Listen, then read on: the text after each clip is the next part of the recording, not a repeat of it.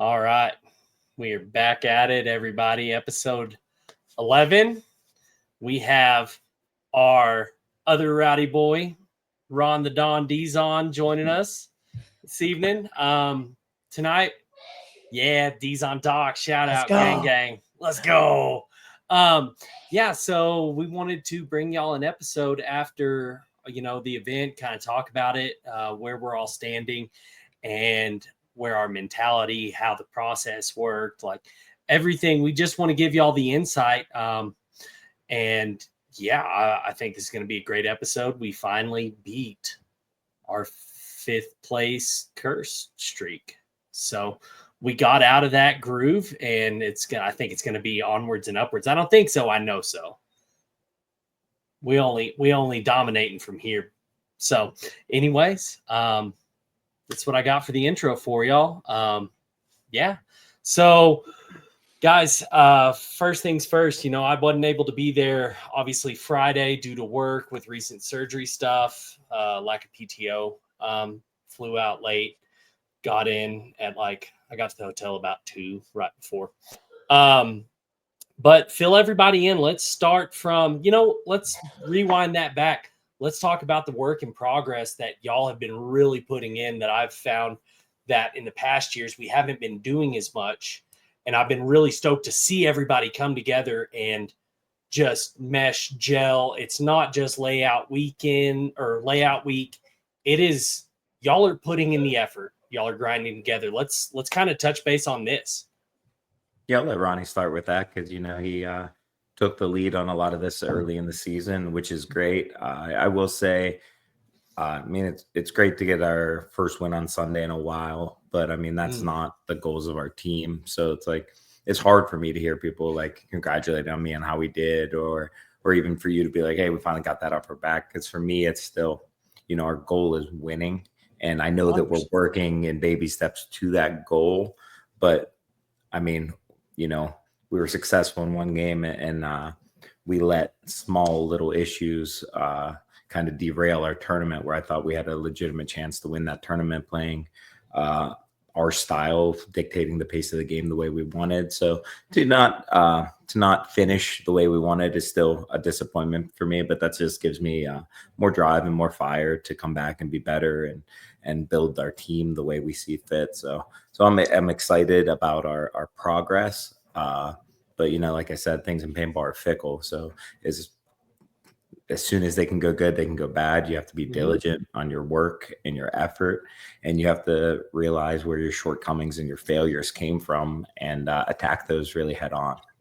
Yeah. And I'm gonna steal this from Ronnie real quick, and then I'm gonna let Ronnie take it over. Ronnie and I got to chit chat after, and I think this was the perfect mentality. I'm happy, not satisfied.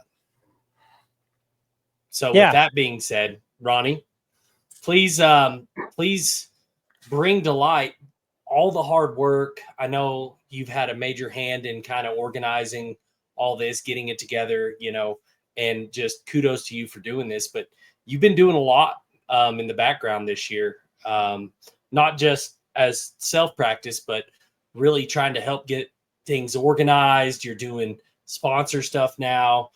So why don't you touch base on everything that you're trying to help gain that momentum that I think we are getting now? Yeah, so some backstory, obviously, since Yaya has departed from the team, somebody needed to help take over on the sponsorship aspect of Houston Heat. So I stepped up and I did that. I just, I want to make sure that all the guys are happy with the things that they have and making sure that the team's in the best interest. And that's always been the focus of Houston Heat, is having the best equipment and having the best situation for the players as well as for the team owners. But yeah, I think the big thing that you wanted to talk about, and I think Ryan, that was a great way of thinking about how this tournament went, right? And what Hal said is yeah, I'm happy we got that monkey off our back. It's been a while since we won that first game on Sunday, but yeah, I'm not satisfied. We've won tournaments before. We've been at the top before. That's the goal. And it's always going to be the goal. Yeah, I almost look at it like relieved and not happy. Yes, exactly. Right. It's I'll nice. take it down one step from that, Yeah. And you know what? I think for the people who aren't familiar, it's like, being at the top in this game, it's a roller coaster, right? So when you're up there and you get the momentum to be up there, you could see that Fit did it when we had a run. Like, you're up there for a little while, and like that's your standard now, So once you get that taste, you're never satisfied until you're there again, but we had our own internal struggles and our own, team struggles that we had to deal with over the last year or so. And now, it's a good foundation of where we are. And back to what I told Hal, it's like, great, we got the third, cool, but that's not the goal. And Ryan, you hit it too.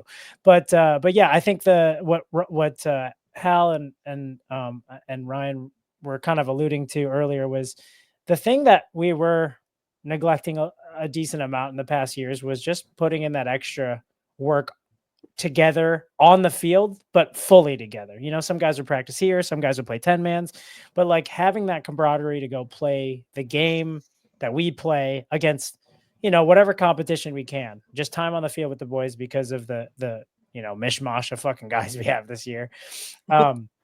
It was really important. And I think after Tampa is when it really started to like kick off, like, hey, let's try to get guys out together at Blast Camp is where we've been at mostly. And let's just play some off weekends. And, big shout out to Ryan Smith and this, like the management of like taking that step of like, okay, cool, let's arrange this. Let's get this all together. And then, whatever I can do to help organize, I'll help. And, everyone was stoked to come. I know Ryan was the first person to be like, yeah, I'm ready. Let's go. Let's do this. And I think it's been great. We've had a lot of good off weekend practices from divisional teams all the way up to Infamous, and they've been a good sparring partner these past few events.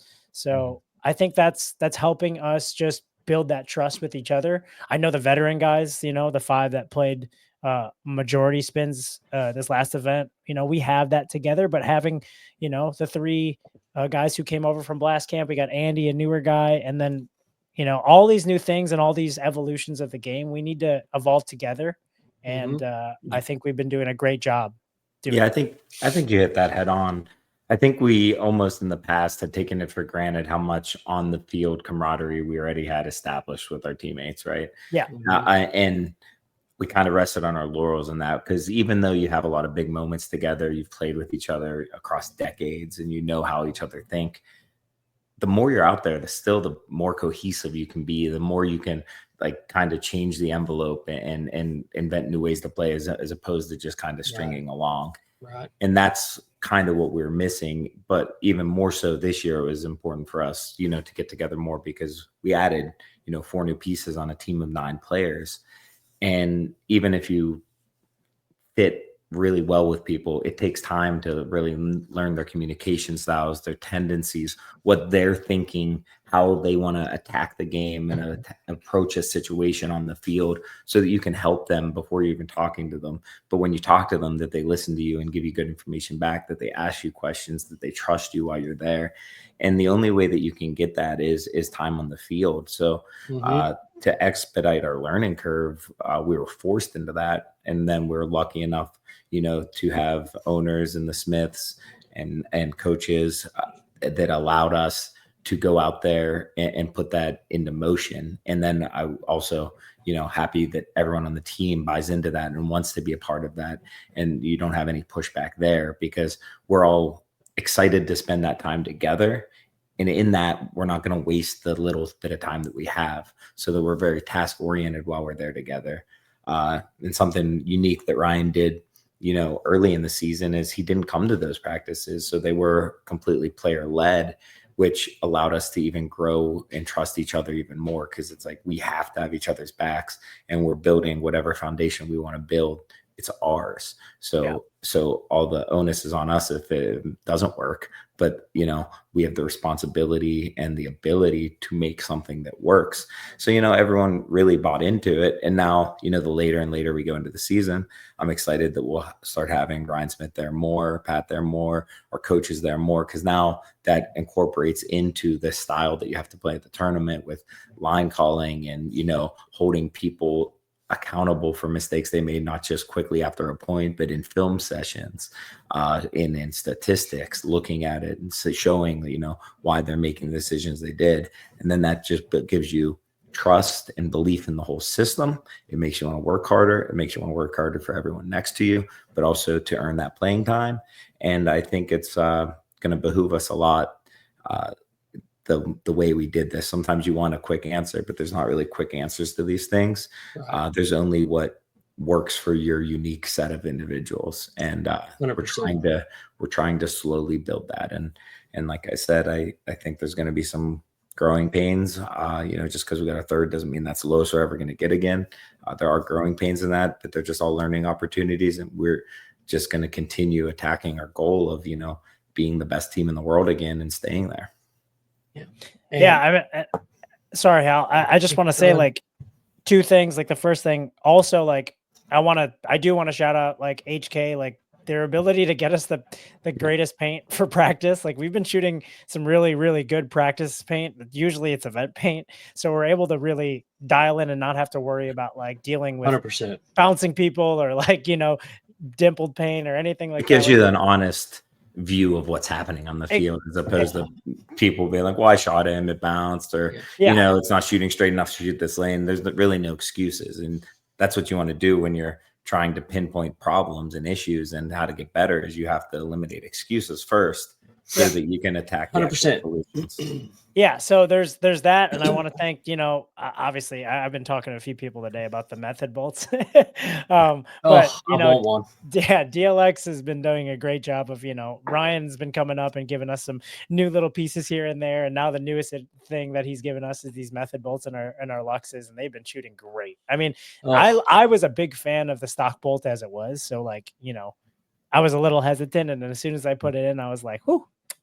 And I completely understand that, because I have the same hesitancy anytime I get something new. Right. Yeah. Like I knew I liked them for a while, and working with John and Jared has been a pleasure for me. They're really smart engineers and talented individuals. So being able to work with them on projects that I care about's been a lot of fun. And then seeing that get used for the team and for another goal that I'm working on it at the same time is like equally beneficial. Yeah, it's really amazing. Cool, dude. So I want to say thank you, Ryan, for, always keeping, the team in the loop and, having us test and try new things, because it's great for product development as well. And you've been crushing it over there.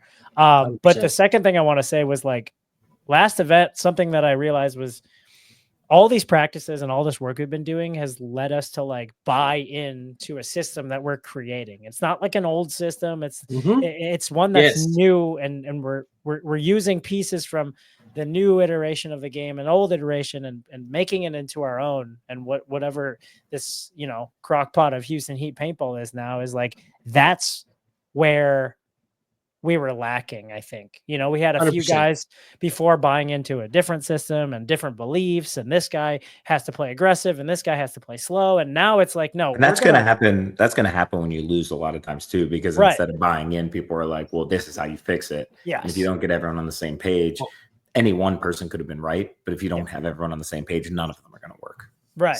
So that's kind of what I wanted to chime in. What I was going to say was, third, right? We're relieved, right? We got out of that rut. But the confidence is there. You're like, okay, we did it. We know we can do it. Now everyone has bought in to the plan, right? Like everyone's like, this is it. This is the momentum. This is what we need. And it doesn't matter if you're playing paintball, it's life, right? You have to have confidence in what you're doing. Your daily job, paintball, whatever you're doing. If you're in the military, like you have to have confidence in what you're going to go do so you can go execute without hesitation. And you could see it. Y'all, this isn't a dig by any ways. Y'all weren't like super stoked, right? Like, you were happy when we beat Dynasty, as you should, because that's a battle, as Ronnie said, that was our battle. We've been fighting that battle a long time, right? We came out swinging. We did it, right? That was our battle. Now, Before you go on, the way I look at it is, you should be happy about any Sunday win you get in the league as hard as it is now. Yeah. But you have to have a 100%. short-term memory with that too. It's like yeah, we won, but not a celebration because you're surprised in it. It's okay, what's the next, target? What's the next goal? Who's our next opponent? Which game are we watching? What tendencies can I exploit? So it's happiness, but it should be just in that brief moment, in that after game, before handshake kind of time. And in that same time, you should already be moving on and accepting it because you expected it, even if it didn't happen, 10 times in a row for us. Every time I expected it. So every time that it didn't happen, I was crushed. I mean, you'd find me in a corner, like tears down my face half the times because it was soul crushing, because every time I knew we were going to win. I knew we should win. I knew we had the ability to win. So every time we lost, it was crushing. So winning wasn't really elation in that sense. It was just the lack of soul crushing. So it's like, so the happiness is more of just a devoid of sadness than a true happiness, It's funny you said that, because after we won, I checked my phone and my mom texted me and she goes, congrats on that win. And all I said back was, the only thing I said back was the word more. Yeah, I think I had that same message as so many people. 2 more. Yeah, I just said more, right? Yeah. And then like my mom was like, yeah, but that was good. And I said, yeah, but we need more of all of it. More prayers, more, more wins, more, more heart, more all of it, right? Like that's where I'm looking right now this year after this is we need more. We need more of all of that, right? And it's going to come from within, 100%. And, it's interesting, right? Like I'm not on the field, obviously, right? I'm Irish, superstitious. I've got a 4-leaf clover. Oh, it's really hard to tell. Really hard to tell. I carry my 4-leaf clover. I pull it out before y'all's point. I always say a prayer. I rub the clover and I wish into existence, Houston Heat beat, whoever, Houston Heat beat Dynasty. And then I say a little prayer, Jesus' name, amen, put it back in. Sarge looked at me when I was doing that. I said, you don't fuck with the luck. And he just looked at me. And I think he saw me do it before the Dynasty match.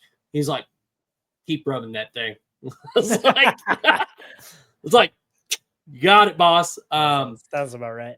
Yeah. You can call it luck, you can call it whatever, but you hear me talk about it a lot. But I am a big proponent of speaking things into existence, because I believe that if you believe something could happen, it's more likely to happen.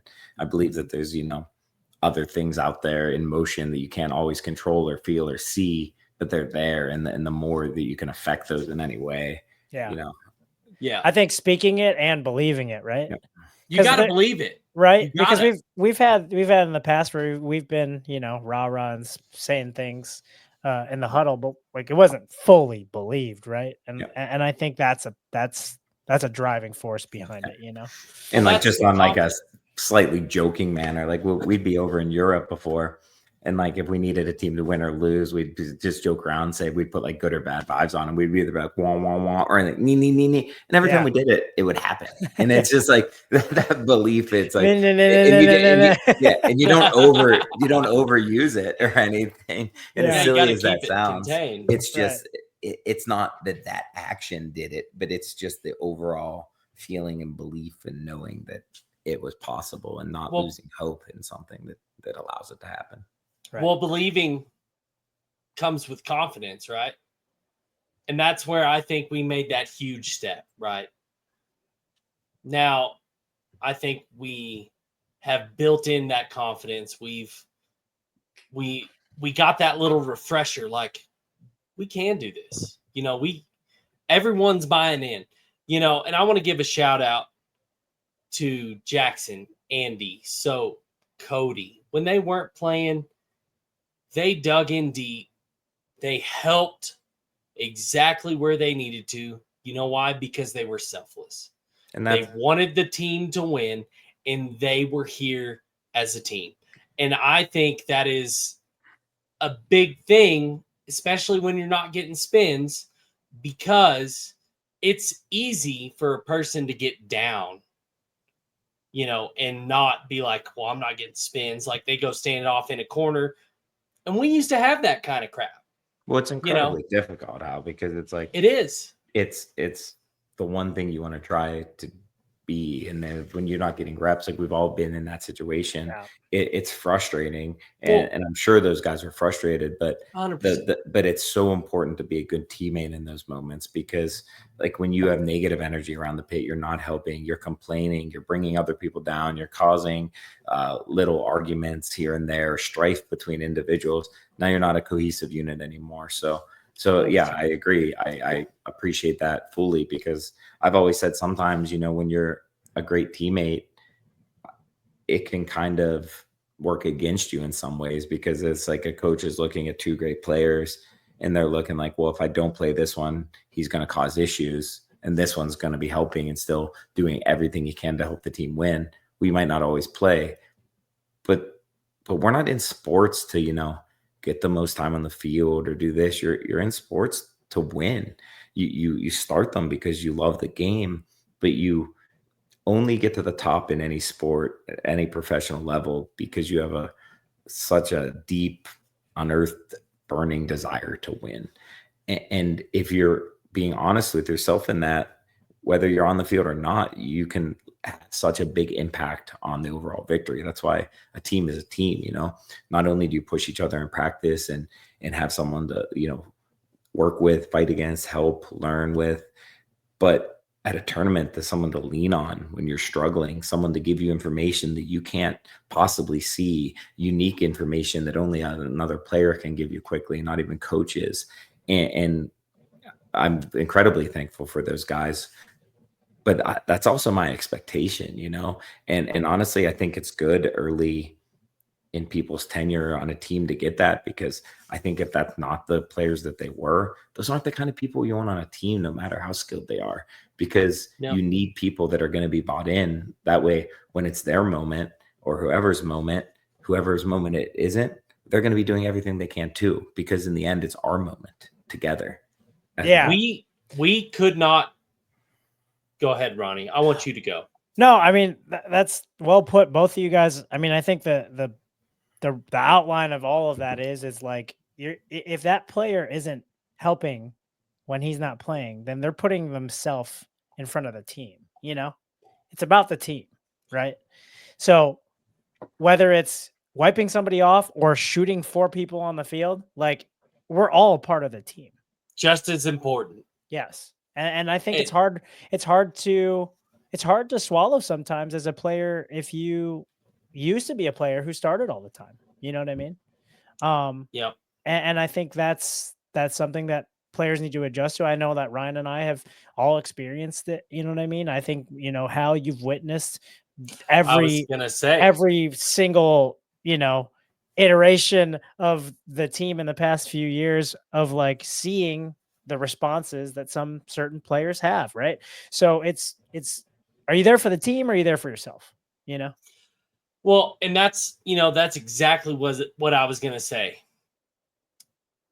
I think I've seen more often than not, Ronnie, you've been sad. Ryan, you've been sad. Sam sat how many games in a row? And I'm sorry, blatant favoritism doesn't belong in a team sport. It doesn't. It just does. It shouldn't be allowed. And y'all have such a creative minds. When you step on that field, you're not thinking just like, okay, I'm supposed to go here and this is what I'm doing. You're like, I'm going to go here. I'm going to do this. How can I expand and improve on these two things? How can I bring this in to a whole to make it better? I'm sorry, Sam is one of the most creative center players in how in what 3 years? I've been with y'all for roughly 3 years. How many times have I seen Sam ride the bench? You know what Sam's doing every freaking time? Hey, just so you know, this guy was shooting this way. That's who got you. Just so you know, look out. There might be this going on. It seems like they're doing this thing. And he's like, here, let me help you here in the pits. I'm wiping you down, getting you water, filling your pods, getting your hopper topped off. And it broke my heart to see all y'all ride the bench. And I think Sam, for quite a good stint, rode the bench hard when I don't think it was necessarily right. Yeah, and it's all going to come down to the coach's decisions, though. So I guess I would 100%. like to say for anyone that listens, as players that you're listening and wondering, and as coaches, you're wondering what you can do better. It's sometimes the confrontation is what is needed. Yes. Right? Yes. Don't hide from it or try to, baby step around it. When you sit a player, explain to them the reasoning, because every coach could do something different. Like under one coach, I might get sat, under 3 others, I might get played. But if a coach can tell you, this is what I sat you for, this is what I expect from you, and this is what I want you to work on, then there can be no excuses. But where there starts to be little mutinies and doubt and people just questioning leadership is when that openness isn't there, because now they just put on their perspective to the situation. Yep.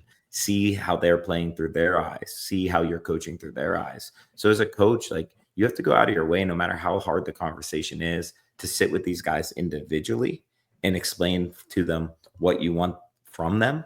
And then when they don't give that to you, explain that they didn't and how they didn't and how that they could improve.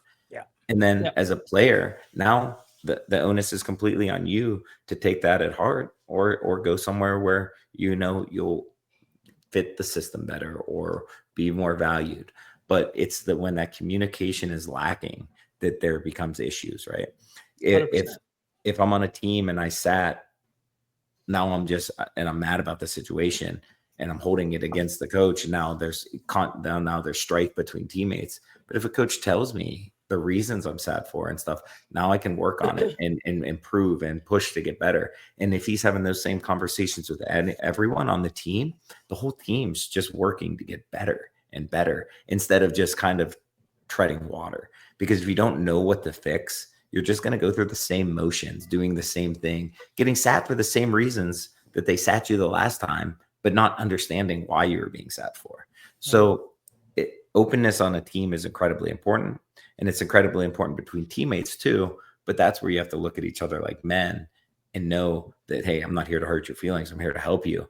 But because of that, I have to be brutally honest with you. Mm-hmm. And in return, I need you to be brutally honest with me. Yeah. So now you're getting perspectives from everywhere and you're understanding where everyone's coming from. And now you don't have those issues anymore because you have a known tangible mark to aim at. Yeah. Yeah. And that's on a coach. Sorry about that. Mama D was actually just calling me. Shout out Mama D. That's funny because Sarge just called me. No missed calls. I said I'm on Hal and Ryan's podcast, and then Sarge said, "Hal and Ryan who?" Oh, yeah. Sounds about right. Yeah, 100%. But that's when a coach steps into that role, right? This is what makes a good coach from a bad coach. You have a coach just riding the bench on someone, right? Not telling you why. That's a bad coach. A coach has to have that hard conversation. And growth comes from hard conversations. Yeah. If you're not willing to have hard conversations, you don't need to be a coach. Yeah. A great coach has to have those hard conversations. They have to know what their players' skill sets are and how to accentuate those skill sets. And they have to know how to put a plan in place for the unique puzzle pieces they have.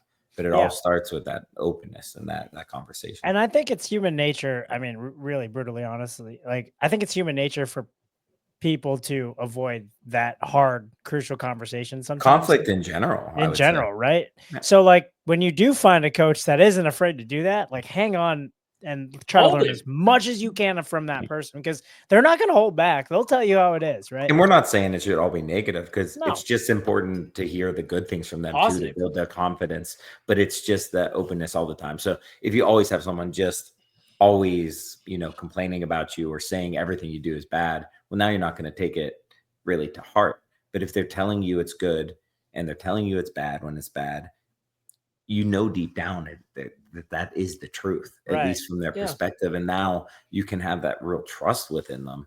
And trusting a coach is special, because trusting a coach, obviously, not questioning game plans, not questioning personnel decisions, not doing those kind of things. But when you trust a coach, kind of innately, they trust you too. And you're getting a better feedback, a push and pull of ideas and information. And as well as I do, Ronnie, it's like, regardless of if something's the best way technically to do it on the field, the best way is the way a player feels confident in doing it, right? 100%. Like it could be hard to make it to like the short bunker on the either side, right? And you can only make it there running and diving. But if someone is really confident and they want to run and shoot there, and they're doing, like, they'll be more successful than someone. Mishka. Yeah, and they're gonna put balls on people, and it's dude. He clobbered me. That was a ridiculous drill. We were doing breakout drills. Sorry, I'm cutting you off, but we were doing breakout drills, and Mishka's running to that Aztec. We're trying to shoot each other, and he fucked me up for like 10 points in a row.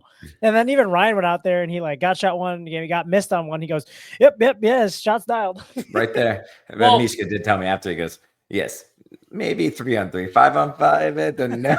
I don't think I can do it. Yeah. Well, here's the deal. And it's proven. Military, paintball, like any of that. Your battle plan is great on paper. Yeah. But when you start going to war, when the shooting starts, everything changes. Everything changes. But that's where you have to have confidence in the coach. That's where you have to have confidence in the players that walk onto that field with you.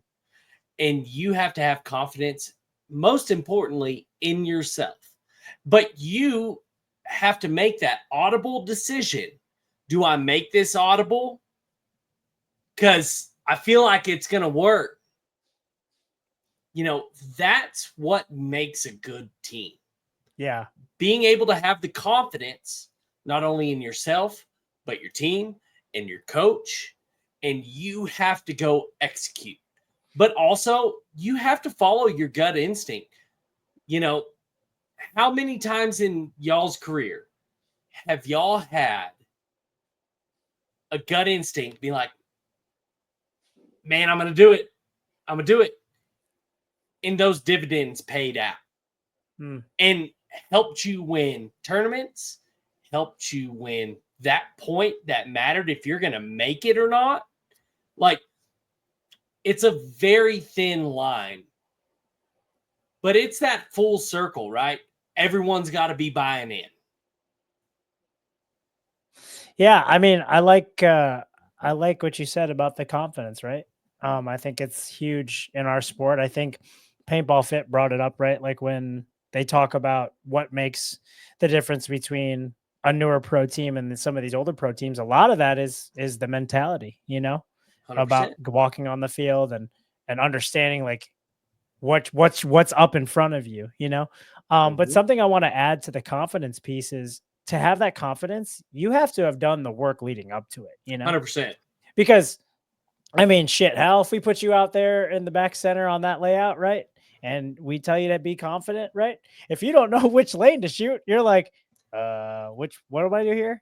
So it's a false confidence then exactly, at that point. Right. So it's getting the full picture of, man, we really did put in the work, leading up to this event. We really did eliminate X, Y, and Z on these variables to understand what was really worth it to accomplish. And then that's when you sprinkle in those little, that Ryan Moorhead, like, hey, I'm gonna leapfrog you, Chad. Watch this shit. I'm gonna pull some shit, and then that's when it's like, hey, I think I can fight this guy on this inside. Oh, nice. I shot him. Oh, nice. You got a penalty, So it's like when you sprinkle those things in on top of the work, that builds that confidence. Now it's like, yo, we're in our flow, we're in our swagger, we got that, like, fuck, dude, it was fucking sick. I'm like, I walked into a Whole Foods today, and I thought about how we went to Whole Foods last event and the event before, and I was gonna text everybody, but I figured I'd talk about it here. And I'm like, dude, I miss you guys. I'm just smelling Whole Foods. I miss you guys.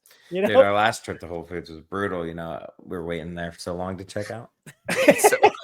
So long, dude. It was our fault. It was our fault. Yeah. So we had far parking. So yeah, I mean, dude, it's been great. Man, I miss you guys. I miss y'all too. I will say too, like, I'm not normally a white jersey guy, but I thought our throwbacks were sick, dude. So I appreciate you for making sure those got done, Ronnie. But also, I appreciate you for getting that. All the things I needed for that. And then James Cobb for shout out to James. I met him in Tampa this year. Super nice guy. Was on the original Houston Heat and actually designed that logo for them. Yep. So they wore those. We had like kind of a recreation throwback style of their '96 ESPN jersey. Yep. So also I wanted to say a huge shout out to Adrian Luther. He's the guy who actually created the Gang logo. And he was the guy who helped get that template set up the way we needed to, and then sending it to HK Army for them to do the finalization. So I don't want to, there's a lot of pieces in this puzzle to get that jersey created. And also you guys can get them for yourselves on hkarmy.com. They have them released, and I think they realize how fucking sweet they are. So they were sweet. Like I said, I don't normally like white, but I thought that's the coolest we looked in a while. So with that, I'll also say huge shout out to HK and Push for it was my first event wearing those Push goggles, and I was thoroughly impressed with them. Dude. It's the first time in probably years I've been able to hear my voice on the webcast and hearing myself talk, and I thought I looked pretty sleek. They're aggressive looking. They're high quality made. You can hear well. I can yell without getting headaches. I mean, really pumped about having those. Yeah, those goggles are sweet, dude. Those goggles are sweet. Hal, it looks like you're doing a plank right now. What's up? So I'm gonna gang. Hold on. I had a moment of realization.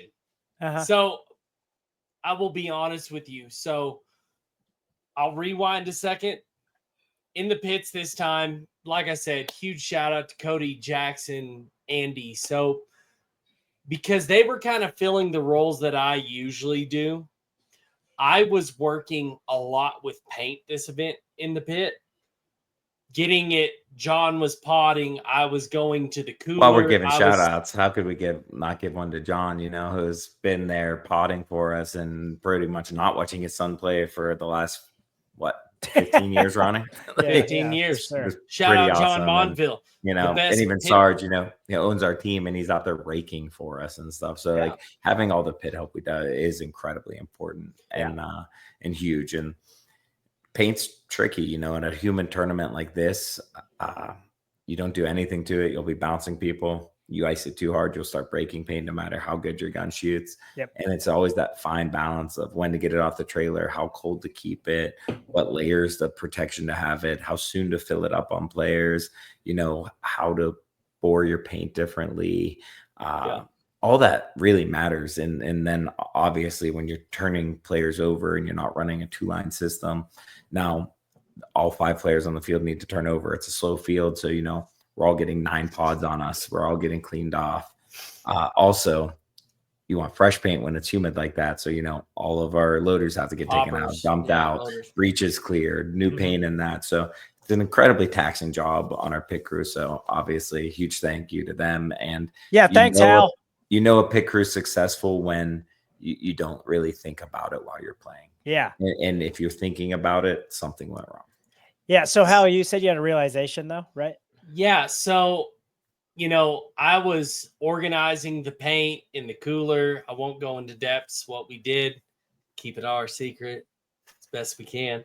But, I was making sure people were grabbing off the proper side, saying this is this side, this is hotter, this is cooler. Please take from this side first, grab from the bottom on the other side if you go, trying to get that organized.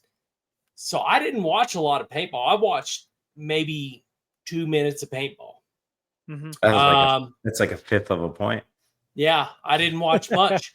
But back to my Shit. superstition, being Irish, the damn Irish. Y'all were on a run. I was like, I can't watch paintball. I was like, I can't do this. Mhm. But I was facing the cooler. John was potting. I was placing in the cooler, stacking and organizing. And I was like, I heard you talk, Ryan. And I was like, that's funny. That's the best I've heard him in a long time. And then I was like, you were talking to Chad. And I couldn't really understand Chad. I was like, hold on a second. I was like, we got some voodoo shit out here. Yeah, I mean, I can't speak for Chad, but I can definitely speak for myself. It was nice being able to have, sideline to sideline conversation with Ronnie a lot of the times. Yeah. And sometimes that would normally take, 5 or 6 yells for me, stopping playing for more time, that it was able to happen a lot sooner. And you don't always have to hear exactly what someone is saying, but you have to get their attention. Yeah. And then you can get eye contact. And then you understand what someone's saying a lot more innately. And you can throw in a hand movement here or there. And it's just that initial attention that you need to get that's so important. Yeah, I think this event was it was such a slow event, at least for us, where it was like, hey, Mishka, tell Ryan this, and this. And you'd be like, Mishka, Ryan, this, and this. And you'd be like, yeah, I heard you say that to him, dude. It's like, oh, okay. Wait, you can hear me right now? You're like, yep. So it was nice. It was really nice. And that's the thing. That was Saturday, my first day. Yeah. Right? Yeah. Like I was there and I heard that. And I was like, holy shit, I can hear Ryan. Yeah. I'm like, because in the pits from where the snake is, what do you say? 40 to 50 yards, roughly. Sure. Give or maybe 30. Probably a little more. The field's 125 feet wide. You have the sideline, the pit, probably like 160. Yeah, you're probably 55, 60 at yards. least 7. At least 7. At least 7 yards. Nice. At the very least. Well, with bunkers in between you and a lot of stuff going on. Yeah. But I could hear you, and I was just like, wow. I was like, this is amazing, right? Yeah. Like being able to hear Ryan Moorhead crystal clear when I'm And I'll not say trying to pay attention. A lot of that can also be due to, decent conditioning too. And I thought our team was well conditioned to play in this heat and in these circumstances. Yeah. If you're not, breathing deep and you're not dying out there on the field, everything's a lot easier for you, including communication. 100%. No, it was just this whole thing, how it broke down. It was the monkey off the back. What did you tell me, Ronnie, in Texas practice when I was like, bro, we hit 39,000? You said, gas pedal, baby. Gas pedal. Yeah. And he actually just said more. Yeah, more. More. Well, it's gas pedal time. Yeah. Right? And sure. I am just what I witnessed in the pits for the first time, truly.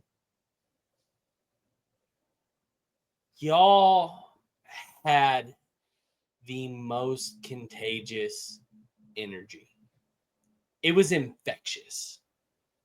It was just a beautiful thing to see everybody kick into that gear and let it be known we're coming for business, right? Because if you don't have that, it is crippling. It is awful to a team. And you always know when you don't have it, but you don't necessarily know how to get it. Does that make sense? 100%. Ronnie? I get it. Ronnie? Yeah. I mean, I think what attributed to that was the amount of work we put in. No, for sure. But I'm just saying, like, 100%. when you're at any day of a tournament, like, Yeah. you can feel that vibe. But Yeah. when it's not there, it's not like, oh, this is what we need to fix it. You're just like, well, this sucks. That's not there. Like, Yeah, doesn't mean you're gonna lose, but it means it's gonna be a lot harder. Right. Yeah. 100%. I mean, I really enjoyed, and I think it started when we did the 3-on-3 tournament. You know what I mean? And I kind of wanted to touch base with that with you guys. Yeah, I think, please. I think starting the tournament off with another tournament already put us in that gear, right? Because we had a travel day, and then that's about it. You know, that was it. So for us to like already get the wheels spinning into competitive mode, like I think that really set us in a good zone, because usually we'd have like an hour or 2-hour practice on that day. Yeah. And then it's like, you know, some of the time we're like, whatever. Like say we had a bad one, you know, like, whatever, we'll be ready for the tournament. And then sometimes if we have a good one, we're like, oh, we're feeling real good, you know? But like having a full day of like, all right, we're competing and then we lost, and then we win, and then we lose. And then, you know, a lot of different, Especially being like a double elimination tournament like that. I really enjoyed it. And like for me, I think it'd be a shame if pro paintball ever turned into just 3-on-3 like that. I think it dilutes our game. I think it's kind of a bastardized version of it. Yeah. But with that said, like I would love playing a 3-on-3 warm-up tournament before instead of a 1-hour practice every time on the field layout, competing against the best teams in the world and putting on a show like that. Like doing those kind of things, it's great for. And I 100% agree with you. It's jumping into the deep end. We couldn't like diddle around like, oh, we're just testing our paint today. Oh, we just have to figure out this. We just got to get a shot on. That's like, no, we're competing right away. It's double elimination. So it's not even prelims, or it's not this, or you can't coast or anything. It's like you have to be on right away, and that gets you in the right mind frame, and it lets you put on a show so early. And 3-man is just like a looser version of 5-man, right? Yeah. So it allows you to explore a few more things on the field layout, but then tighten up and constrain yourselves within those parameters too, and just get you all the more ready for it. Really, honestly, if they did this for the rest of the year, I think everyone would be pretty stoked about it. You know what I mean? Everyone loved it. I mean, and just being able to, for the viewers to just watch, like, oh, nice, like there's some paintball going on Thursday. That's not, you know, a practice live stream. It's like, oh, this is like a real tournament. You know, like I said, for as much as I would hate it if it took over, I would love it if that was just an addition to what we did. Hell yeah! And that kind of would. It's kind of like paintball used to be in 10-man when I started playing, because you know, those first day was always a 5-man tournament. Not every team would play it, but like, you know, Shock would always play it. All Americans would play it. A lot of teams would still play it. Some teams wouldn't. They practice or just walk the fields. But it was like a pre-tournament to the main tournament. And that just reminded me so much of that I liked it. Like even back then, like I loved playing the 10-man. I liked playing 5-man. I would have hated if 10-man turned into just 5-man like it was there. But it was so much fun playing that in addition. So would that happen on like Thursday like it did like this? Oh, cool. And it was a whole day thing? Yep. It was just a 1-day mini tournament. And there was a double elimination and a winner on that day? No. It was played like a normal tournament there. So you had your prelims, semis, and finals all in one day. Got it. There'd usually be less teams in it because, you know, most people had jobs back then. People couldn't be away for as long. So it might have even been like on Wednesday before the Thursday field walking at some tournaments. And now, was there a prize for it? If you won it? Yeah. Okay. Yeah, it was almost identical to kind of what we're doing now. Yeah, I was gonna say that's actually really cool. I never knew that. Yeah. That's awesome. So what did you think about limited paint? I mean, obviously we've played different, you know, you've played I love it. You've played Europe. M500 it's horrible, you know. Anytime you're constrained to like 2 pods, a loader of it's getting shot within the first. Yeah, you're good. A loader of it's getting shot within the first, 20, 30 seconds of the game. Now you're down to 2 pods. If one opens up or you break a paint in your loader, you pretty much have nothing. That's just so fast. Yeah. But 4 pods is perfect to me. I think it speeds up the way fields are played a lot. So in 3-man, I don't know if it really made a difference. No, but I think it would have played out the same. But I think for this tournament, man, if this layout was 4 pods, 100%, better, dude. And that's what 4 pods does. It doesn't really ever speed things up so much that it's like hectic or chaotic. It doesn't ever constrain you enough where it's not enjoyable to do, or you can't do a job. Yeah. But it just makes it so I can't sit through this open lane and shoot 8 pods. I can't go to the snake one and wrap and shoot 4 bounce shots at bounce shots. And I probably shot a third of the people I shot last weekend on bounce shots. I mean, how many pods did you carry? 9 pods as a front As a guy a lot of front the snake time. player, Chad carried 9. I carried Yeah. 8. Mishka Yeah. carried what? I mean, Sam carried 10, like 10. yeah, Sam had 11. 12, 11 or 12. It's just that is when it just slows it down to the point where it was like I said, like even when I shot all those people on bounce shots, Yeah. they were intentional. I had to get to places and I had to know the shot when they were in a spot. So it's like still rewarding. It's not like accidental, but man, it's still just going somewhere and shooting a pot at it. Right. And then shooting a pot at it from a different angle and then doing this. If that's 4 pods, it's more gun battling.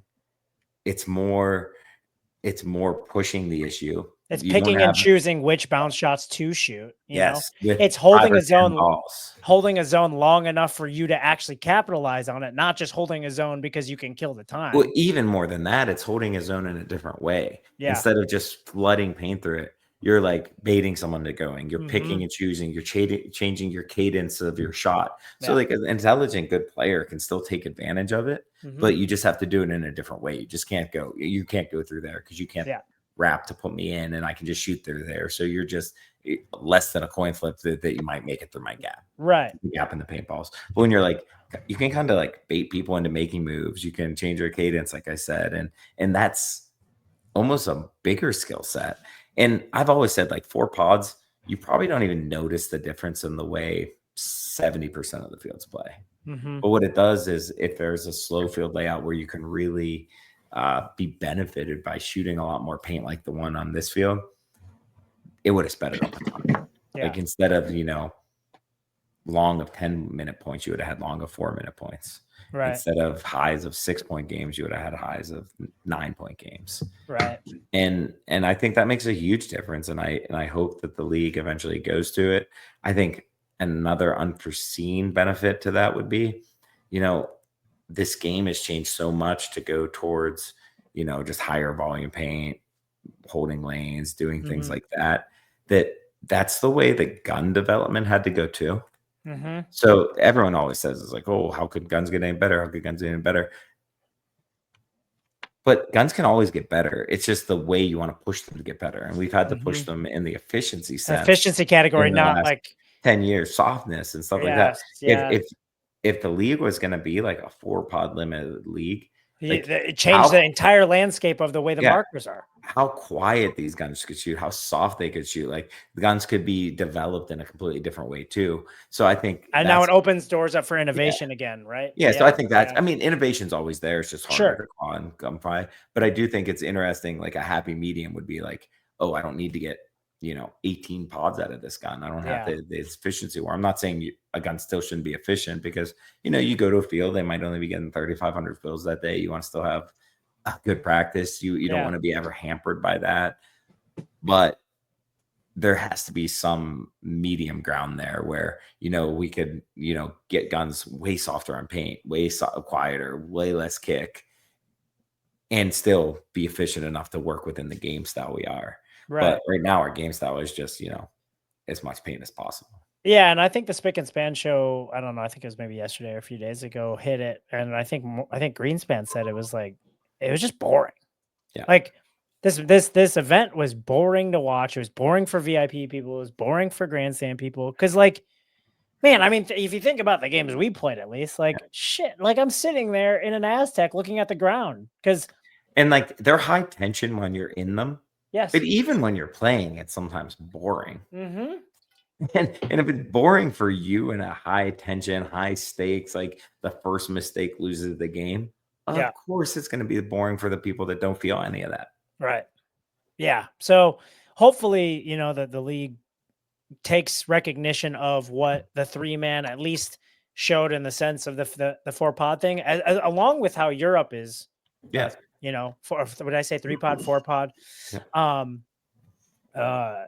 Format, and maybe they could utilize that and see that the pace will change, the dynamic of the entire marker landscape will change. It'll be interesting to see. And I almost think it'd be cool if we use that Thursday to try different formats at every tournament too. Yeah, to try something new, because we were doing history lessons in Chad and Andy's room last tournament because Andy he's so new, he just doesn't know much. He's a post-COVID paintball baby. Yeah. So we were watching some old films and stuff, and we were watching games from 2009 Dirter. And obviously fields were more open then. And, 10 years before that, they were even more open. And I've always kind of argued against that, against higher rate of fire and more open fields, because the skill level has gotten so much better. People are just better shooting off the break. People are better at everything. Every tangible asset that you could have is a skill set people are better at. So I always kind of pushed against that, because I don't want 5-on-5 to turn into 3-on-3 every point. Yeah. But then I thought about it, and I thought, like, maybe a happy medium would be like, you could open up the field some, like less bunkers, and maybe play 6-on-6, Ronnie. Because if you did that, you're building in some kills off the break. So after the break, you're going to be a 5-on-4, a 4-on-4. You build in, like, you don't have enough bunkers for people to go to. You force people to run and shoot places. The field's the same size. You factor in the skill set changes, and then knowing that people are going to shoot shot. But people are better at running and gunning and stuff too.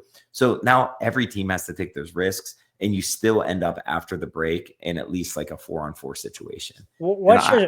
Okay, I like it. I would love to 6-on-6? test that. Yeah, 6-on-6 on an opener field, like a 70% bunker. Are we going limited paint? Yeah, always limited. Okay, limited paint. I also don't know if you'd have to on open field layouts, because back when I used to play back then, like I said, people are better now, but the fields were so wide open, and we were shooting 30 balls a second, Ronnie. Well, that's what I was going to say. That was my next question. I carried three pots, because if I made it out wide, I was running down the field and shooting. Yeah, and trying to hold that guy at 30, like, he can snap you with 15. Yeah, exactly. So and it's just like I said, you're not holding through a lane because people are snapping at you. People are running, shooting. It happened so much faster that I would like to test it both ways, but I would prefer it with limited paint still. So what about rate of fire? I think it's hard to even test true rate of fires like that now, because we've artificially reduced our rate of fire cap for a long time, which I'm happy with the rate of fire it's at now. I am too. That changed all the loader technology. Yeah. No loaders are really built to shoot faster now. So increasing the rate of fire now, you're forcing people into a couple loaders from a couple sponsors who aren't really even, well, let's just say, that adept at shooting that fast. Let's say it goes up by like 2.5. So back to 12.5. I mean, I'm open to any of that. Sure. I don't think it's needed. No, I think the one thing that I think the 10 balls a second really helped is that even if you're holding a perfect zone, you can still get through a gap. Like an average speed person, like the paintballs are this far apart, you can still squeeze through that, right? Sure. You start going faster than that with the skill set that we have now, it's hard to even be able to do that. I mean, I think the one thing that I did enjoy watching the Aftershock Dynasty Classic X-Ball thing was, man, it was really nice to see people shooting fast.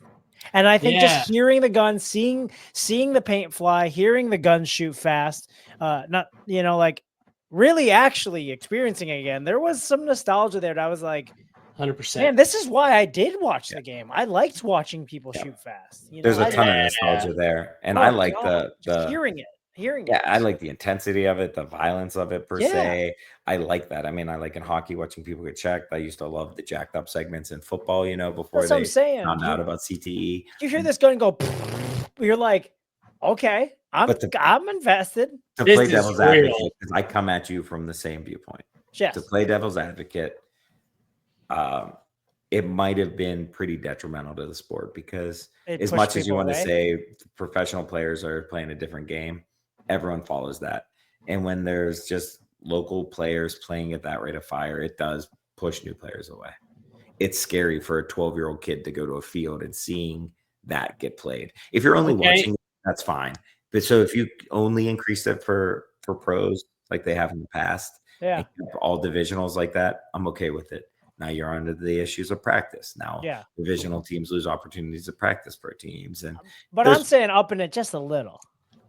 Yeah, I mean, I've been everywhere. I've been at 32. I've been at 15. I've been at 13.5, 13.3, 12.3. I think we went to 11.1 or 11.2. I don't remember that one. Yeah, now we're at 10.4. We went to 8.8 at one point in time, which felt like the guns were broken. Yeah. Like 10.4, what we're at now. 10.4 is good. it's the slowest you can go because Yeah. you can like casually shoot and not feel like you're. I think 12 would Not be shit. nice. I'd be fine with 12 I think 12 Well, would be nice. with limited pain. here's- I'd be Yes, fine with it. yes. Without limited pain, I wouldn't be. Here's my thing, right? So pro could be 12, 13, but then you're talking about your divisionals and everybody else is dumbed down. So it's more appealing to Like new I said, players. Like I said, we used to do that, and that was the intention behind it. But then there was the negative consequences of pro teams not practicing divisional teams anymore. Because the When rate of they were at fire the and same the time, pace. yeah, the things didn't line up Okay. right, and there was some negative side effects to that too. Sorry, I missed that. I was having P.S. technological issues. PlayStation problems. No. Uh-huh. I've refused that remark. I did not today. No, it was my laptop was low power Oh, and I had you got to plug it in, dude. dude, it was plugged. I'm not gonna get into it on here. It was my bad. I messed up. Yeah, take a little responsibility, Hal. Yeah, Geez. dude. Never. Keep it plugged in, man. I guess, God, dog. dude. Did you get that Lux hat from the Vault? Yeah. Nice, dude. Hell yeah. Okay. Yeah, that vote was pretty successful, and I'm happy that people are Yeah, I'm excited to get fucking what they've pissed I gotten. didn't enter. You'll be all right, man. I know, but I could have got something sweet. Yeah, the amount of stuff we have to, we could do our own. I know. I'm just saying it'd been cool to get something sweet, dude. Like, imagine. I love sweet stuff. I That's what I'm got some saying. sweet stuff. Come visit, walk through the factory. I'll find you something sweet. Okay, sounds good. I'm coming. I should come do a tour. That'd be sweet. Dude, I would actually love to see the factory. Can we get pastrami sandwiches? What's that place called? Out for Manny Brothers. Yeah. I just will always remember that episode of done. Man versus Food. Sign me up. Pastrami sandwiches, Al's It's- down to clown. It's mediocre food, but it's Pittsburgh food, so That's I'll okay. bring you Did there. they put fries on it? Yeah, fries. Oh. Like, Sign me up. tell you what, there's Sign- one at the Pittsburgh airport, and me and Sam get it sometimes before we fly out. It's still hits once in a while. Oh, can you bring me one? No, it's the flight's probably too short. Get too soggy because there's Yeah. like vinegar coleslaw in there. Yeah. I want to go. Yeah, you gotta come back. It's been a while. Yeah, it's been a minute. Boys trip. Yeah. Um, So yeah, I mean the 3-man was cool. I had a lot of fun, and I think there was some. I some was good happy takeaways. that we approached it the way we did because I saw other teams the way they approached it and stuff didn't have everyone there for it or didn't seem to care about it. And not every team was like that, obviously, but like, man, if I'm gonna be playing in something like that, give me the opportunity to win. Like, don't put brakes on me. Can I tell you a moment of realization I had? So I was running equipment for my job. I had it playing over the speakers. I just had it. The webcast. Yeah, Okay. on Go Sports MLB Plus, whatever. Yeah. And I had a moment of realization, and I like firmly believed it. Right, y'all beat Fit on 3-on-3. I was like, "Oh, we coming." I was like, we're coming this tournament. I was like, we're doing this shit. And that's when I was like, the boys are down for business right now. And it was a really cool thing to see. I think it's a great thing because I'm sorry, Fit. I mean, how much do they play a week? I don't know, 4 or 5 times a week. The exact amount that they thought they needed to. Yeah. Right. They play multiple times a week together. Yeah. I don't care if it's a 3-on-3. I don't care if it's 5-on-5, 7-on-7, 10-on-10.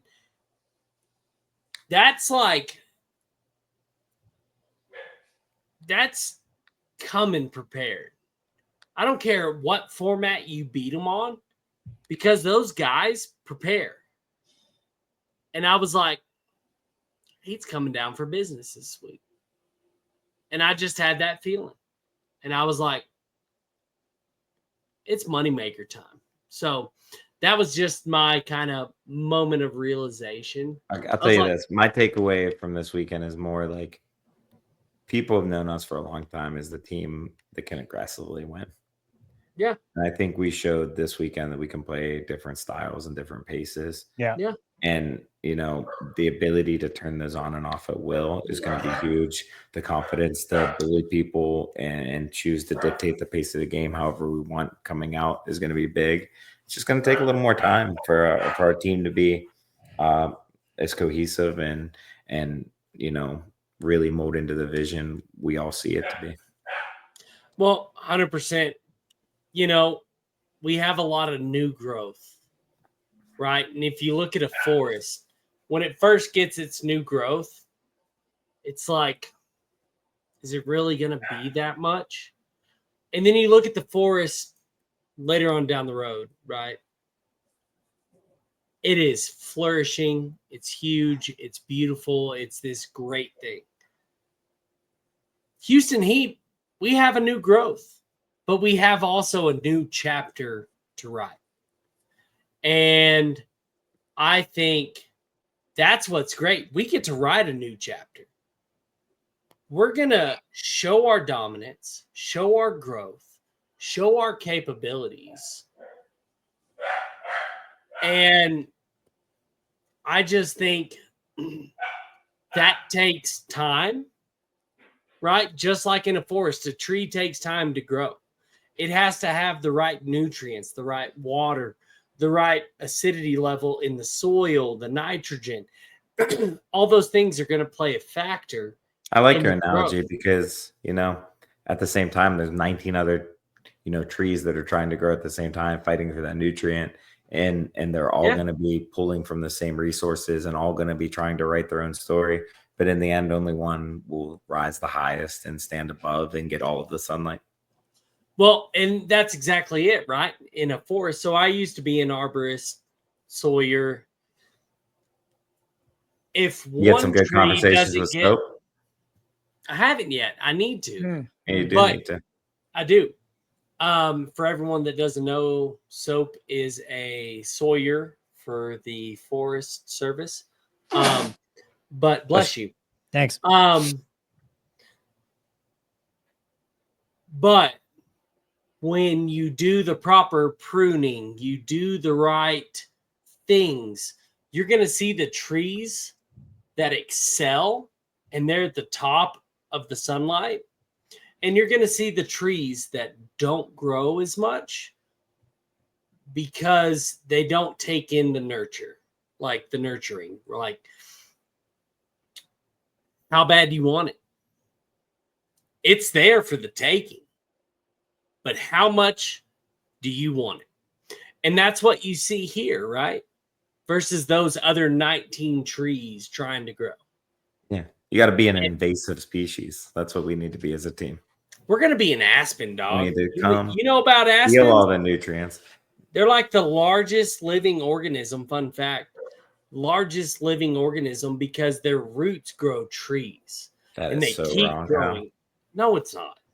Only if you don't count fungus. Oh, I said one of the. You said it's the largest. I living said organism. one of the. You said the. You said the. Roll the clip. Roll it back. Roll it back. Roll the clip. I blame the cash strength. But one of the largest organisms because they grow off the roots. They grow off the nutrients. They grow because the desire to blossom, right? And that's what you're going to see in the NXL. I mean, look at the Sea Dogs in Leverage.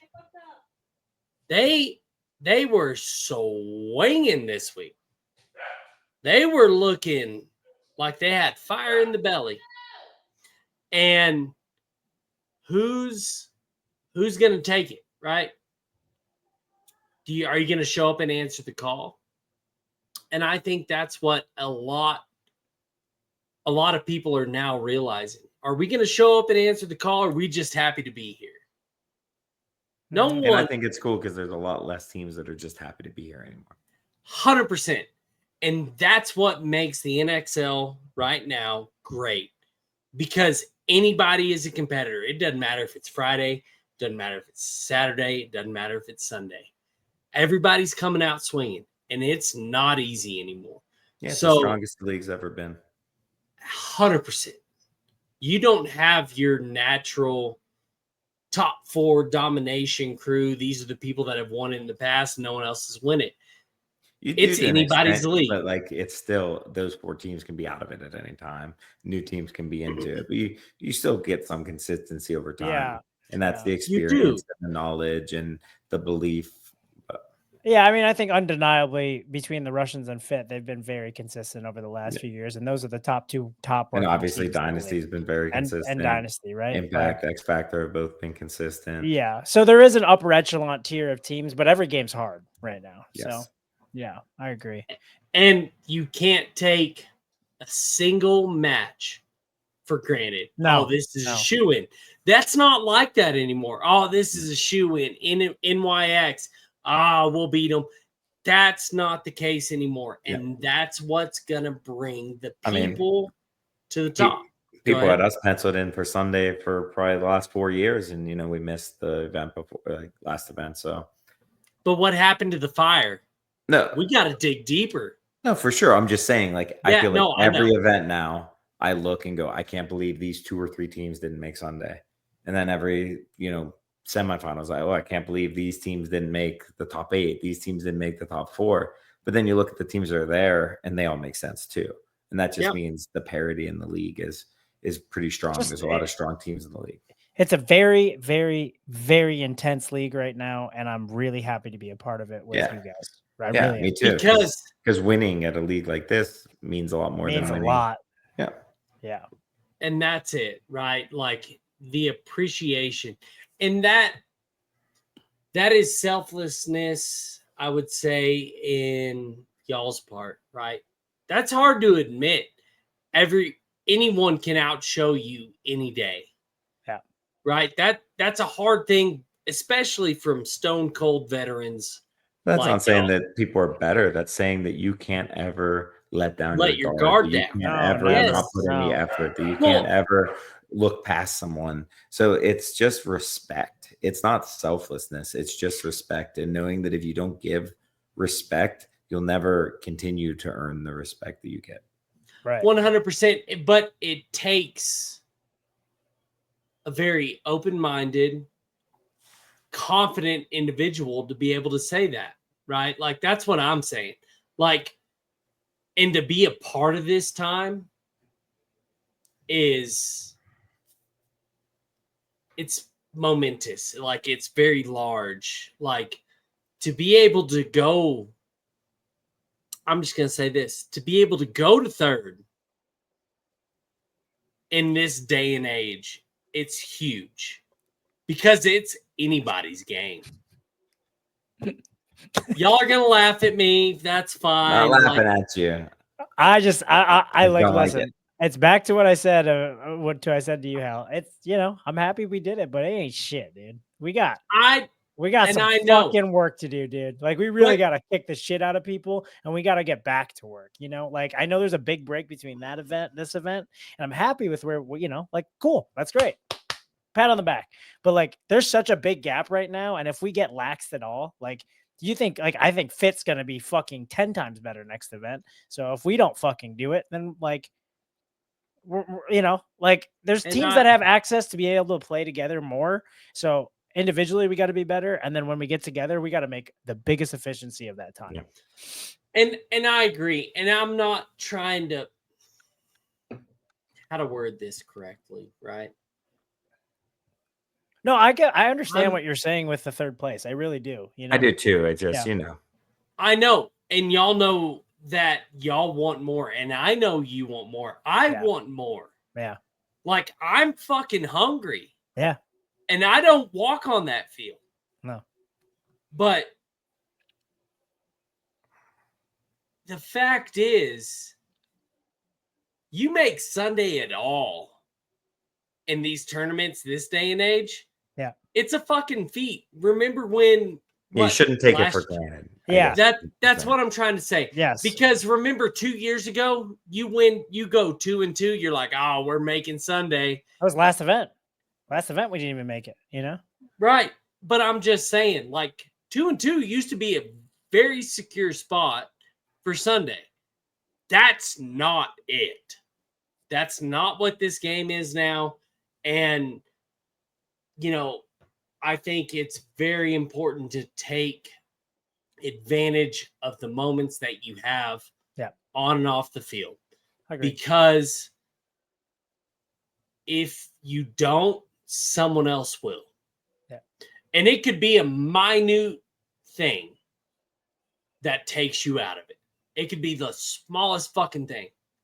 And that's just what I'm trying to explain, because there might be people chiming in that wasn't following the NXL 2 years ago, 3 years ago. It has changed so drastically since I've walked into this space. And I couldn't tell you, I can't tell you how proud I am of y'all. Because y'all have, you're welcome, but y'all have realized this isn't cutting it anymore. We need to be better. We're going to do better. And because the hardest thing in life is saying, I'm going to do it and then do it. The easy thing to do is like, oh yeah, I'll work on it. It's easy. Yeah.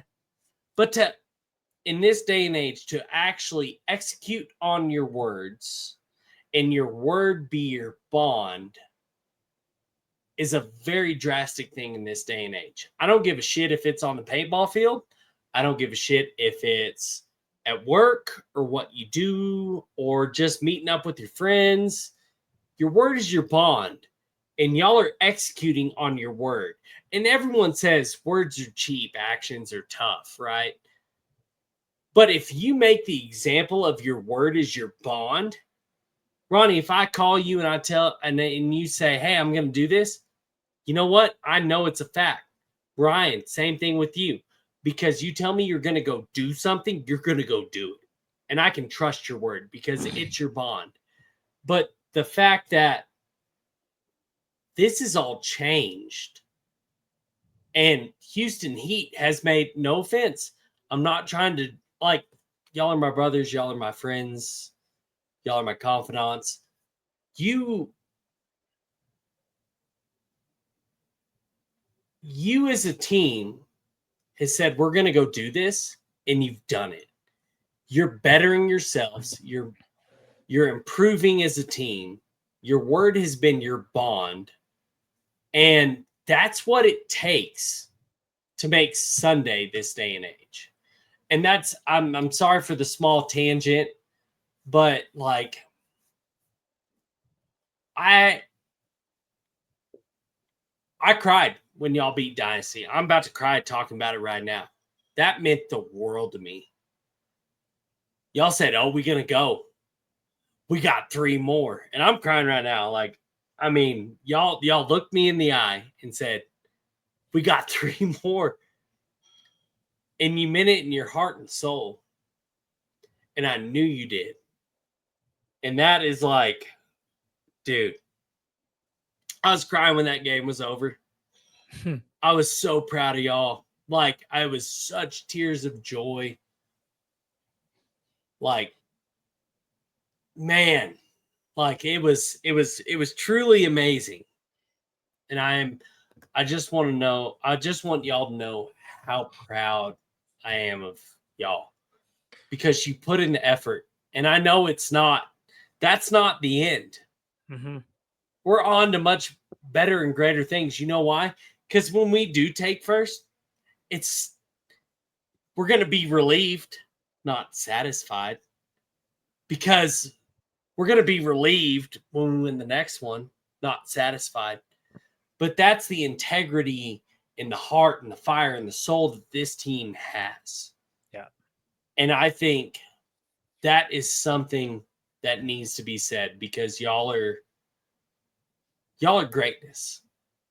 Well, I appreciate that. And, you know, I just want to keep living up to that, and more so than we have in the past. And, you know, like you said, I want to do everything that's in my power to win again. And once we win again, to stay there and to do everyone justice, every person that's involved in this organization, to do them proud and be the person and player and teammate that I need to be a part of a successful franchise.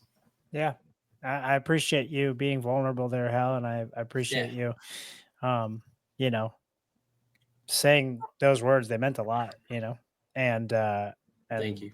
I want to be there for you. I want to be there for Ryan. I want to be here for the team, for the fans, for everyone, you know, for the owners, and for the league. You know, I want to do this for paintball. You know, so we Well, we got our work cut out for us, and I think we have a great thing ahead of us, and I'm just, you know, I'm excited to live every moment with it.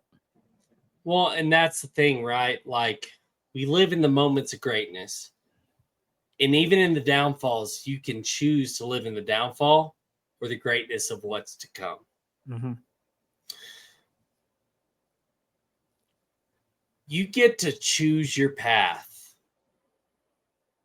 whether you wallow in it or you get a fire from it to improve, is what establish what is great and what is not. Y'all aren't weak men. You are men that are built with character, fire, perseverance. You have it in your heart and soul to prove someone wrong just because you have the opportunity. Yeah, and I think just to do yourself justice, you have to put everything into something and live in the moment truly, so that when you're out of it, you can look fondly upon it, and no matter what you place then they can be good memories because you know that you gave everything into it. But in the present, you just have to keep working and keep looking to the future and keep bettering yourself, so that you know you don't have any regrets in the future. You know, I read a quote the other day, and it says, accept, then act. Whatever the present moment contains, accept it as if you have chosen it. Always work with it, not against it. Make it your friend and your ally, not your enemy. This will miraculously transform your whole life. And I think back to the times on the field, the times that we spend together. And it's like, yeah, like when we lose, you know, there's so much of, whether it's ego, whether it's emotion, that you're trying to reject the loss, right? And Ryan, I think you do a really good job of managing the losses that we take. I mean, you watch the game that we lose right away, you know, the same I day. have to, and it hurts. Right. You like staying at the field Yeah. and watching the teams that, you know, are in the position we want to be in, you know? And it goes off of that accepting it and then acting, right? Because now you identify with your result. Like when you win, you're like, we're winners. But when we lose, we're like, no, we can't be losers, you know? Yeah. And it's I like, gotta hide from this. I gotta. yeah. So if we can accept we're losers, like we got third place, we're still losers, right? If we can accept that and then be like, all right, how do we become what we want to be? Then I think that's where, and you know, it's hard when you have 9 different personalities on a team, and then you have 2 coaches, and then you have people in the pits, and then you have owners. And if everybody is on that same accept and act, then we got the right thing going, you know? Yeah. So 100%. Couldn't agree more. yeah. You know, but no, that is the truest form, right? Yeah. Accepting the fault, but going straight into the hellfire to learn. Yeah. Right. To grow. Shout out to Matty Sads. He sent me that, and he said, I need you to read this. That's an awesome quote. That's amazing. That is truly amazing, right? Like, you can't let your feet shape you in a bad form, but you should be able to. Hey man, only feats, dude. I didn't know that shit was for free on here. Dude, I'm telling you, we could make a racket. Onlyfeeds.com coming soon. Oh shit. Sorry for the brevity, and you're serious. You're good. I love it. That's why I love y'all. But you know, to want to automatically go into that state of mind, that's a true athlete. Yeah. That is a truly winning mentality that I think a lot of people have trouble with, right? What is your self-motivator? It's watching the team that beat us. Yeah. That is Watching people be happy when you know that was your stolen happiness. that is selfless. Yeah. That's huge. Being able to be selfless in life, sports, whatever it is. All my sports were very, I ran cross country track. I didn't run relay. I ran long distance. I ran cross country, which is kind of team, but you focus on your own time. Yeah. Wakeboarding, when I wakeboarded professionally, it was a solo sport. I used to be a semi-pro bass fisherman. That was pretty solo, unless it was a team event. It was the buddy in my boat. But to be able to be selfless is such a larger thing that people can't understand. But being able to accept those things and move on is what makes great teammates. So I just want to give a shout out to both of y'all. And I want to give a shout out to the whole Heat organization. There's not anyone in the pits on the team that is not selfless. We talked about John Monville. How many, what can you even call it, hours that John Monville has even seen his own son play points because he wants the better for the team and he wants the consistency? Yeah. I told Chad George whenever I said, hey, bro, get me in the pits more. I want consistency. I want y'all to have that consistency of a baseline. So you don't have to worry about this. Mm-hmm. But then when I couldn't step into my role of, I usually do guns, everybody else stepped up. Andy, so Cody, Jackson stepped up and was doing the roles that I usually step in because we were deficit in the pit this week. Yeah, we were. To be honest, we had 2 pod runners, me, John. We didn't have any extra people to wipe down. We didn't have any extra people to run the guns. So if you're looking to help us in Dallas, hit me up. Send it, boys. But if you don't have a team and a crew that's selfless, you will never be successful. And I just want to brag on y'all because even when I first started and y'all were being sat for the wrong reasons, I'll call it as it is. No, you'll call it the way you see it. Yeah. So, everyone sees it differently. Did you get an explanation? I'll just be honest. Every situation's different. Every tournament's different. Did you get... If we didn't play good enough that the coach couldn't ignore us, then it's on us. We got to take accountability for not getting the play time. That's fair. Did you get a reason? We weren't the chosen ones. Yeah. How? All right. It is what it is. To dwell in the past, we just had to keep working to get better and be okay. I'm just saying, it's not where our mentality's at. So I know appreciate your heads up, but that's not where we're.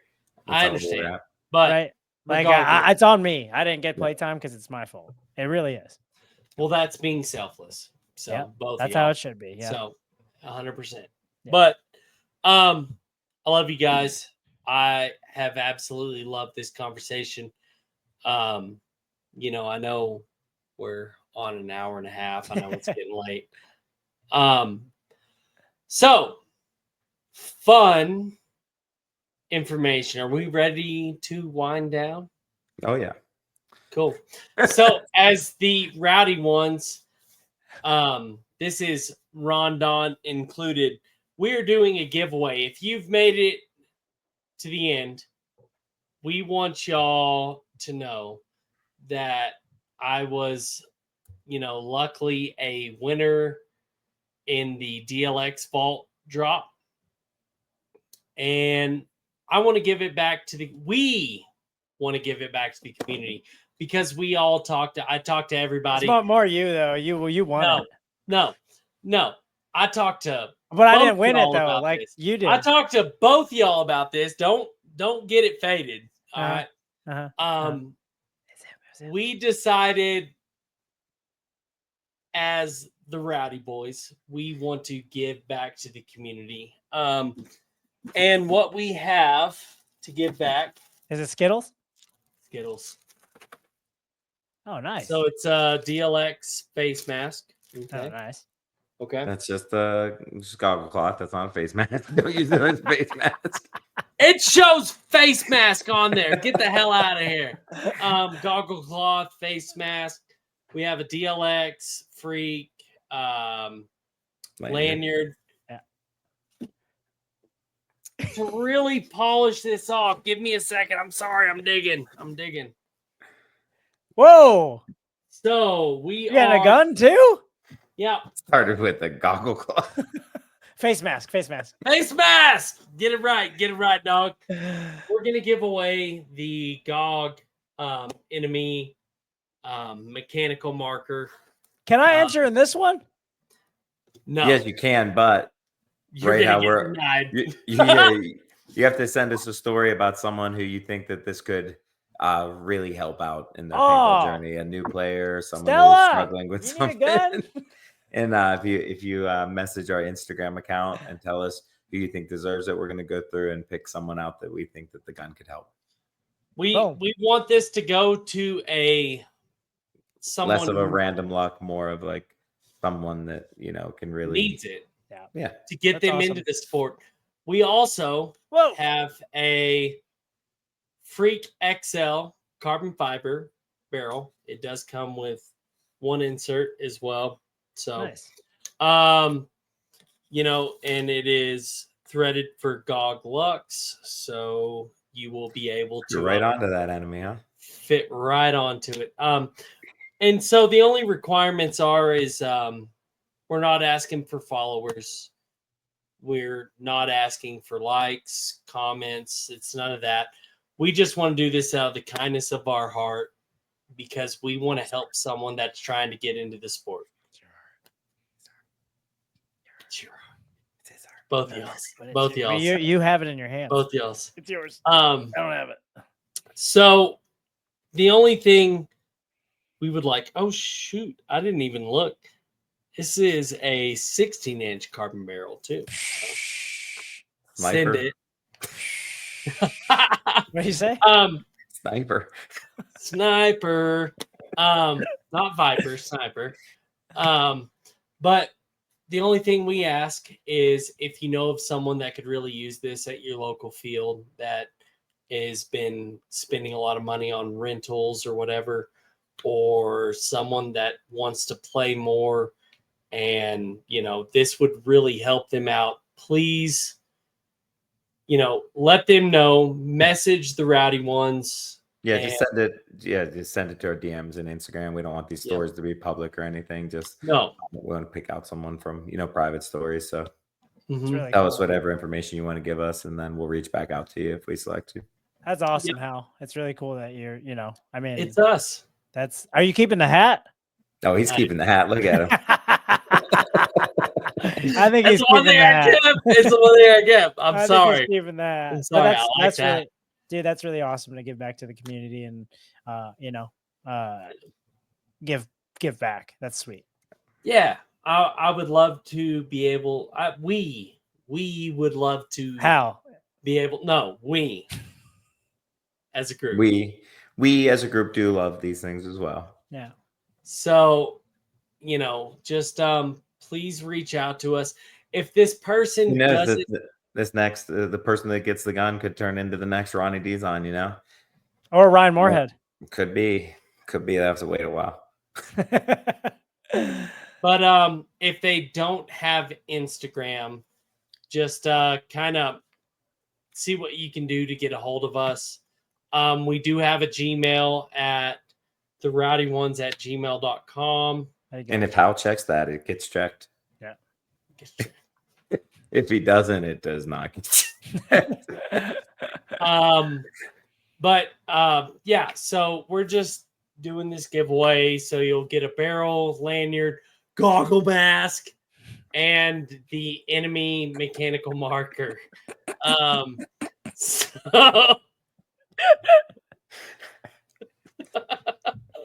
So please hit us up. Let's find a person that really needs it. Hell, what's a goggle mask? I don't know. Goggle. Just realized it. Goggle, whatever. What the fuck is that? Put it over your goggles. He just covered his face with his beard.